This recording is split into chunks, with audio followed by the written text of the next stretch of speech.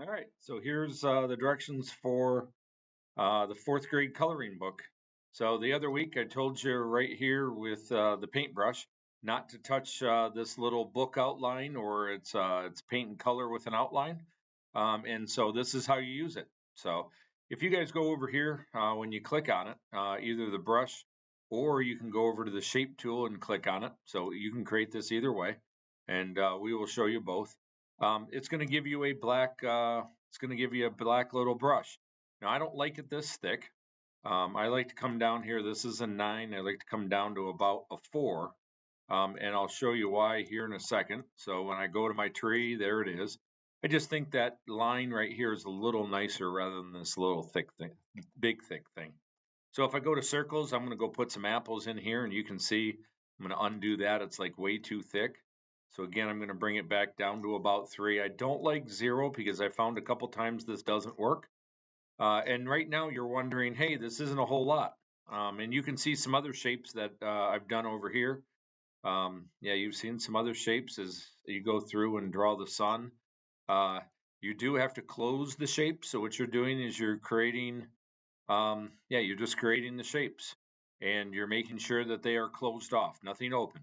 And so this is why when you go color it, let's say if I want green and I want a green tree, typically you would have to go through here and you'd have to be really close. Well, when you use this coloring tool, as long as you click inside the shape, you can just scribble and it only colors in what you clicked on in the first place. So if I go over here to brown, as long as I click inside this brown, I can go through here and it acts as a coloring book and it keeps you in the line when you are drawing things or coloring them. And this is why I don't like the thick line.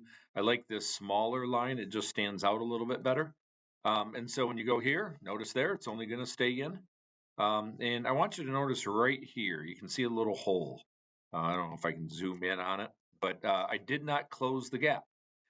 So you're going to notice right here, let's say if I take a yellow and do this, you're going to color here and you see how I just color a big color and it's, ooh, I clicked in there. Be careful where you click first.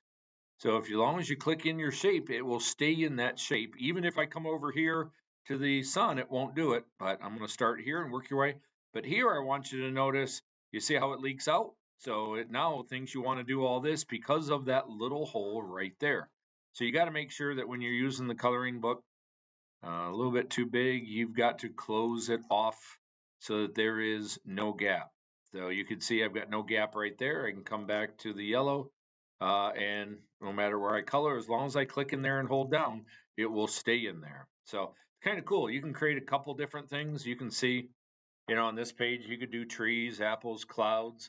You just have to close the gap. So I gave you a little fun page to go play with, the drawing, the paintbrush to go here, and also the shape tool. Now I'll warn you, if you go over to the shapes and you go over to this black looks exactly like the coloring book, So when I go here, they both look exactly the same. But when you go to color them, if I go to a blue over here and I make this a little bit bigger and I click inside here and I start, uh-oh, it's going outside of it. Well, that's because it's not using the coloring book outline. If I go to this one, you can see that it stays in. So do not grab the black over here. Okay, you've got to grab the coloring book there in order to stay inside. So that's your coloring book. Hope you have fun with it. This is, I'm not going to grade. It's just something fun for you to go learn with a new tool.